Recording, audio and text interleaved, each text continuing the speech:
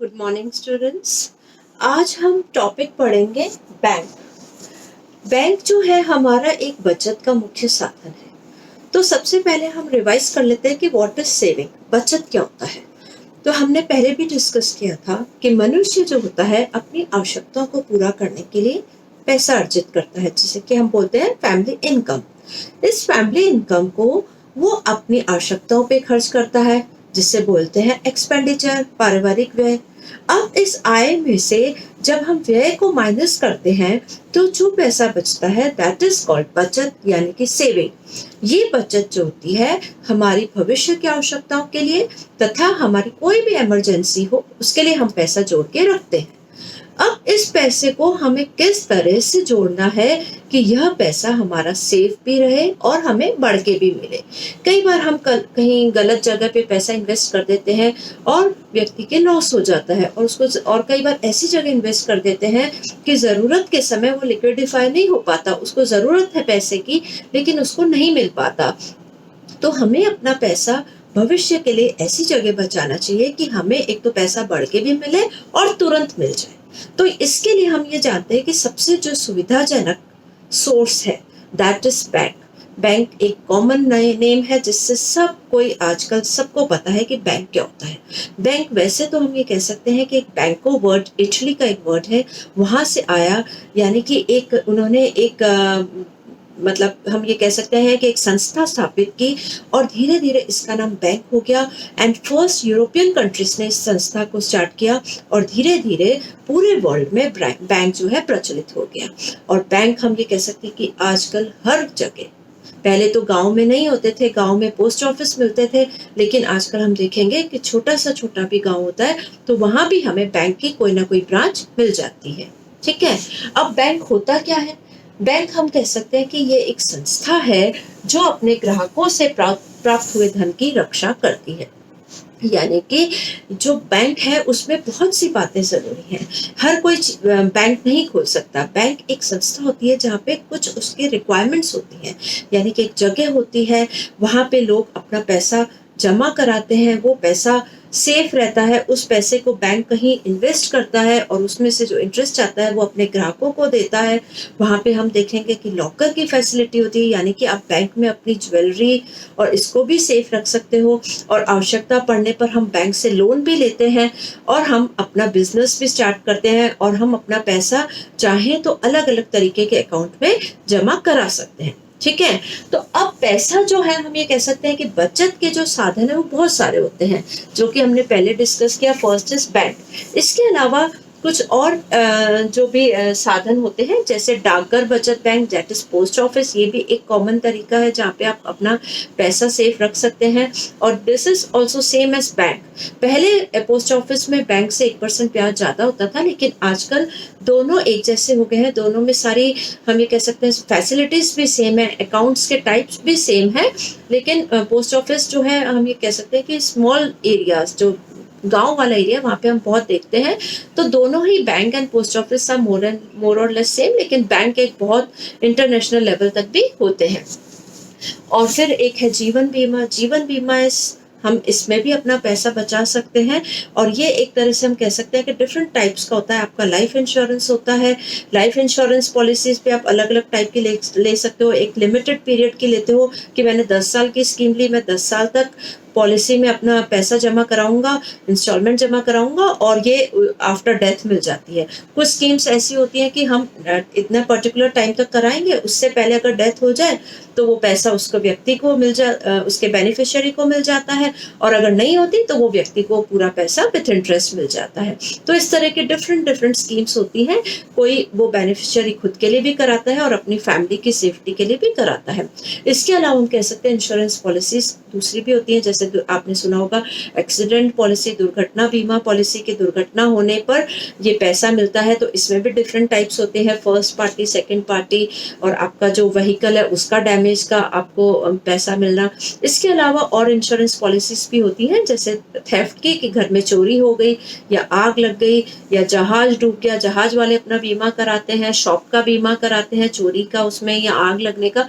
तो और कोई भी चीज आजकल तो हम अपने महंगे आर्टिकल्स का भी करा सकते हैं। अगर हमारा मोबाइल महंगा है, हमें लगता है बहुत कॉस्टली है, अगर खराब हो गया या चोरी हो गया तो हम उसका भी इंश्योरेंस कराते हैं, अपना टीवी का कराते हैं, अपना रेफ्रिजरेटर का कराते हैं।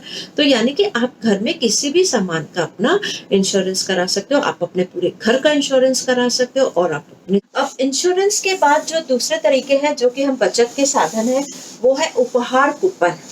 उपहार कूपन क्या होता है कि कई बार हम किसी का बर्थडे होता है या कोई मैरिज वगैरह होती है तो हम उनको एक कूपन के रूप में गिफ्ट करते हैं, गिफ्ट कूपन्स देते हैं कि ये इतने रुपए का कूपन है। तो वो चाहे तो उस पैसे को जोड़े या फिर बैंक में जमा करा दे या खर्च करा दे। नेक्स्ट होता है लॉटरी, चिट सिस्टम, यानी कि इसको हम कह सकते हैं कि कई लोग चिट फंड स्कीम्स में पैसा डालते हैं और कई लोग, हम एक और सिंपल तरीके से कह सकते हैं कि किट्टी पार्टी जो लेडीज की होती है उसमें ये एक पर्टिकुलर अमाउंट जो होता है वो हर महीने हर लेडीज इकट्ठा करती है और जिसको भी चिट निकलता है उसको वो पैसा मिल जाता है। इसमें हमें इंटरेस्ट ज्यादा नहीं मिलता, लेकिन हम थोड़ा अमाउंट देकर एक बड़ा अमाउंट प्राप्त कर सकते हैं। देन कम्स हिस्से, शेयर्स तो आपने सुना ही होगा कि शेयर मार्केट होता है, लोग शेयर्स खरीदते हैं और इसमें कई बार बहुत ज्यादा बेनिफिट भी होता है, लेकिन इसमें रिस्क फैक्टर बहुत होता है, जोखिम बहुत होता है। तो हम इसको बहुत सही तरीका नहीं मान सकते सेविंग का। और लास्ट है प्रोविडेंट फंड। प्रोविडेंट फंड क्या होता है, जो कि हम जो कंपनीज में काम करते हैं, बैंक्स में या गवर्नमेंट एम्प्लॉयज होते हैं या किसी इंडस्ट्री में वर्क करते हैं, उनका कुछ पर्टिकुलर अमाउंट उनकी सैलरी से कटता है और वो उनको आफ्टर रिटायरमेंट मिलता है।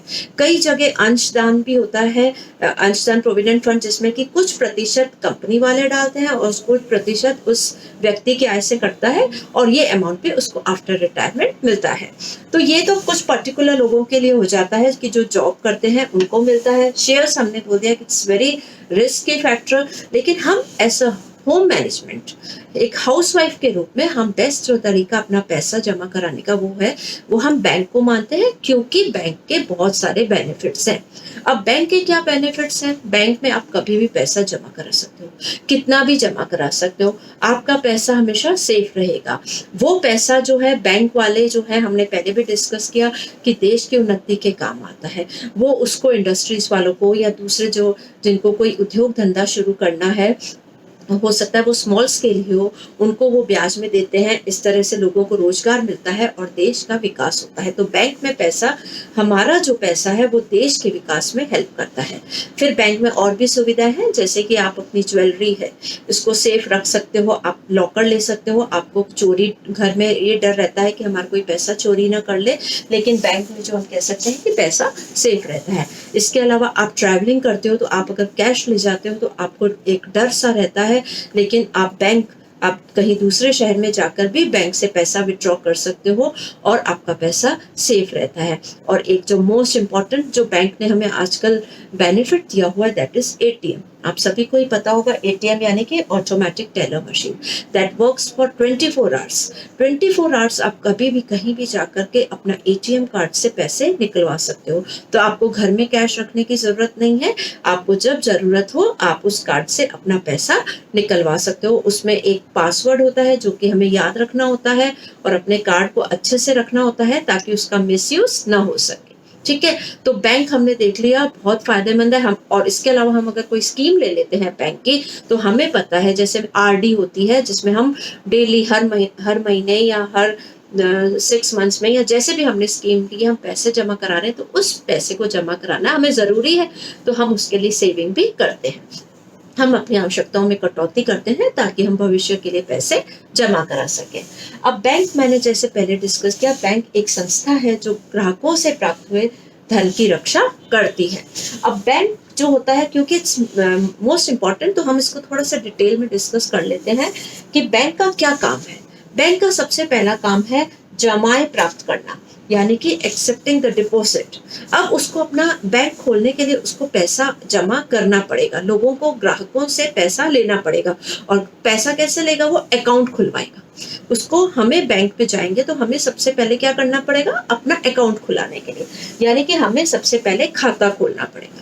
अब खाता कैसे खोलते हैं, हम बैंक में जाते हैं, हमें कहते हैं कि हमें खाता खोलना है, तो वो कहेगा कि आप अपना परिचय दो, उसका परिचय मांगा जाएगा, उसका नाम, फादर्स नेम, उसकी एज, है ना, और वो क्या व्यवसाय करता है, और उस पर कोई केस वगैरह तो नहीं चल रहा, इस तरह से डिटेल में, उसका आधार कार्ड जरूरी होता है, तो ये सारी, और एड्रेस प्रूफ, ये सारा हमें इंट्रोडक्ट जो भी होता है उसको परिचय देना पड़ता है।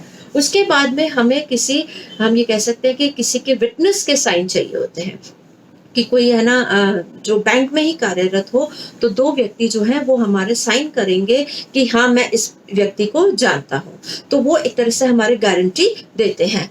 देन वो हमसे एक हमारा नमूना हस्ताक्षर मांगते हैं, दैट इज स्पेसिमेन सिग्नेचर, यानी कि ये मेरा सिग्नेचर है, जब किसी चेक पे या फॉर्म पे मेरा ये साइन होगा तो मुझे पैसे मिले, क्योंकि कोई भी हमारा कभी भी फेक साइन करके पैसे निकलवा सकता है, तो वो हमारा एक नमूना साइन जो होता है वो हम अपने पास रखते हैं, और हमारी फोटोग्राफ रखते हैं। उसके बाद जो मध्यस्थ जो मैंने बोला है, जो उसका हमें साइन लेना पड़ता है, और विटनेस जो होता है उसका भी साइन लेते हैं। तो ये सारी फॉर्मेलिटीज करने के बाद हमारा अकाउंट खुलता है। अकाउंट खुलने के बाद क्या होता है, अब हमारे को एक पर्टिकुलर नंबर मिल गया कि ये हमारा अकाउंट नंबर है। उसके बाद अब खाते का संचालन होगा। खाते के संचालन के लिए वो हमें क्या करेंगे कि एक चेक बुक देते हैं, कि हमें कभी भी पैसे निकलवाने तो हम चेक से पैसा निकलवा सकते हैं। उसके अलावा हमें पे इन स्लिप देते हैं, जमा पर्ची पुस्तिका, यानी कि इसमें हमें एक हम कह सकते हैं पर्ची टाइप होती है, जिस फॉर्म होता है जिसमें हम भर के अपना पैसा विड्रॉ कर सकते हैं और जमा भी करा सकते हैं। उसके अलावा हमें पासबुक दी जाती है। पासबुक में हमारी पूरी डेट वाइज, जब हमने पैसा जमा कराया, कब पैसा निकलवाया और कितना पैसा मेरे अकाउंट में है, उसकी क्लियर पिक्चर होती है। इसके अलावा आजकल बैंक में नेट फैसिलिटी भी है, आप नेट बैंकिंग कर सकते हो, आप अपने मोबाइल में ऐप डाउनलोड कर सकते हो, और उसके अलावा उससे आपको क्लियर आप देखते जा सकते हो कि कब हमारा पैसा आया और कब हमने निकाला, कोई और तो नहीं निकलवा रहा। इसके अलावा आपको आजकल बैंक वाले मैसेज भी करते हैं कि कोई भी अगर बैंक से पैसा निकलता है या जमा होता है तो हमें तुरंत मोबाइल पे मैसेज आ जाता है।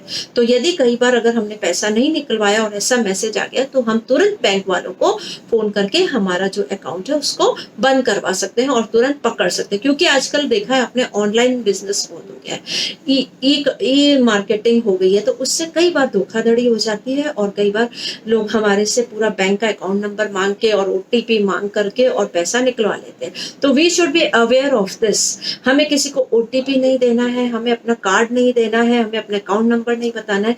फिर भी कभी बाई चांस ऐसा हो जाता है तो बैंक वाले हमें, क्योंकि बार बार हमें वो रिमाइंडर करते रहते हैं, जैसा ही हमारा बैंक अकाउंट में कुछ भी पैसा जमा होता है या निकलता है तो हमें तुरंत मैसेज आ जाता है, तो हम तुरंत कुछ भी कार्यवाही कर सकते हैं, अपने कार्ड को ब्लॉक करा सकते हैं। अब उसके बाद आता है कि अब डिफरेंट टाइप ऑफ अकाउंट्स होते हैं बैंक में। आप बैंक में कई प्रकार के खाते खोल सकते हो। मुख्य रूप से हम 4 प्रकार के खातों को डिस्कस करेंगे। पहला है स्थायी जमा खाता। स्थायी जमा खाता क्या होता है? एफडी, फिक्स डिपॉजिट, यानी कि मैंने अपना पैसा एक फिक्स पीरियड के लिए जमा करा दिया और मैं उस फिक्स पीरियड के बाद उस पैसे को निकलवाऊंगी। तो अब क्योंकि वो पैसा फिक्स पीरियड के लिए जमा है तो वो बैंक उस पैसे को दूसरे लोगों को दे सकता है, तो इसमें हमें ब्याज बैंक की तरफ से मिलता है, क्योंकि बैंक जो ब्याज कमाता है उसका कुछ प्रतिशत हमें देता है, यानी कि मेरा अमाउंट बढ़ जाता है। अब ये भी डिफरेंट टाइम पीरियड के अकॉर्डिंग इसकी जो हम ये कह सकते हैं ब्याज इंटरेस्ट रेट होती है। आपका टाइम पीरियड जितना ज्यादा होगा, जितने ज्यादा ईयर्स के लिए आप एफडी कराओगे, आपको इंटरेस्ट उतना ही मिलेगा। और ये इंटरेस्ट भी टाइम बाय टाइम रिवाइज होता रहता है। पहले ये इंटरेस्ट बहुत ज्यादा होता था, लेकिन अभी जो ये रिवाइज हुआ है उसमें काफी परसेंटेज कम हो गई है। और इसमें डिफरेंस होता है कि जो एक नॉर्मल सिटीजन जो 60 ईयर्स तक का होता है और जो सीनियर सिटीजन होता है उनको बाकी लोगों से 0.5% ब्याज ज्यादा मिलता है। तो सिंपल शब्दों में हम देखें तो अगर हमने 7 डेज टू 45 डेज तक अगर एफडी कराई है तो हमारे को नॉर्मल सिटीजन को तो मिलेगा 2.9% इंटरेस्ट और सीनियर सिटीजन को मिलता है 3.4। और अगर हमने ये कराई है अपनी ये कह सकते हैं कि 6 मंथ्स के अंदर तक, तो फिर हमें मिलता है 3.9 और सीनियर सिटीजन को मिलता है 4.4। यदि ये 1 साल के अंदर तक है तो नॉर्मल सिटीजन को मिलेगा 4.4 और सीनियर सिटीजन को मिलता है interest rate 4.9। It varies from bank to bank. और फिर अगर 1 से 3 साल तक का अगर हमारा एफडी है, नेचुरल है, टाइम पीरियड बढ़ गया तो हमारा इंटरेस्ट रेट भी बढ़ जाता है, देन इट इज 5.3 एंड 5.8। और अगर ये 5 ईयर्स से ज्यादा है तो ये हो जाता है 5.4 और सीनियर सिटीजन को मिलता है 6.2% इंटरेस्ट, यानी कि ये टाइम पीरियड के साथ साथ इंटरेस्ट रेट भी बढ़ती जाती है। तो ये हम कह सकते हैं कि एक हमारा अमाउंट फिक्स हो जाता है, हम बैंक को दे देते हैं, और अगर हमें बाई चांस पैसे की जरूरत पड़ती है तो हम इस एफडी के अगेंस्ट लोन ले सकते हैं। अब हमें जो बैंक इंटरेस्ट दे रहा है एफडी में, अगर हम उसी एफडी पे लोन लेते हैं तो बैंक हमसे कुछ प्रतिशत ज़्यादा लेता है इंटरेस्ट, और हम फिर जब उसको जमा करा देते हैं, जब हमारे पास पैसा हो जाता है, और अगर नहीं करा पाते तो हमारे एफडी में से बैंक उस पैसे को काट लेता है। देन कम्स चालू निक्षेप खाता, यानी कि your current saving. Current saving क्या होता है? This is mostly for businessman, जिनको कभी भी पैसे की जरूरत होती है लेकिन वो घर पे ना रखकर बैंक में रखते हैं, और इसमें बैंक उनको कोई इंटरेस्ट नहीं देता। और ये हम ये कह सकते हैं कि इस खाते को खुलवाने के लिए मिनिमम उनको 5,000, किसी बैंक में 10,000, इस तरह से मिनिमम एक अमाउंट रखना पड़ता है, और इसमें कोई लिमिट नहीं होती, कभी भी वो पैसे निकलवा सकते हैं, कभी भी जमा करा सकते हैं, और बैंक को इंटरेस्ट नहीं देता। देन कम्स बचत खाता, दैट इज सेविंग, जो कि हम लोगों का मोस्टली कॉमन मैन का होता है, दैट इज कॉल्ड सेविंग। इसमें क्या होता है कि इसमें बैंक वाले जो है इंटरेस्ट देते हैं, और वो इंटरेस्ट करीब 3% होता है, 2.7 टू वेरी करता हुआ 3% होता है। इसमें क्या होता है कि हम जमा तो कितनी भी बार करा सकते हैं, लेकिन निकालने का टाइम जो होता है वीक में थ्राइस हम निकलवा सकते हैं, यानी कि पूरे साल में हम 150 बार इस अकाउंट से पैसा निकलवा सकते हैं। और इसमें भी मिनिमम हमें एक अमाउंट रखना पड़ता है, जो कि हम कह सकते हैं कि कई बैंक्स में या गांव वाले एरिया में 1,000 रुपया होता है, और शहर में 3,000 होता है, इट वेरीज। और इन सब दोनों खातों में, करंट और बचत में, हमें एक चेकबुक मिलती है, और हम चेकबुक से पैसे निकलवा सकते हैं, और दूसरों को भी पेमेंट करना हो तो हम चेक से दे सकते हैं। फिर आता है अपना रिकरिंग डिपॉजिट स्कीम, जिसे आवर्ती जमा योजना कहते हैं। इसमें क्या होता है कि हमें जो इंटरेस्ट रेट होती है 5.1% करीब होता है, और इसमें हम हर मंथ एक अमाउंट हमें जमा कराना होता है। ज़्यादातर ये अमाउंट जो होता है हमारे अकाउंट से ही कट जाता है। हमारी जो सैलरी होती है, हमारा जो बैंक में अकाउंट है, उसमें से ही पैसा हम बोल देते हैं कि 5,000 की करानी तो हर महीने 5,000 कट जाएगा।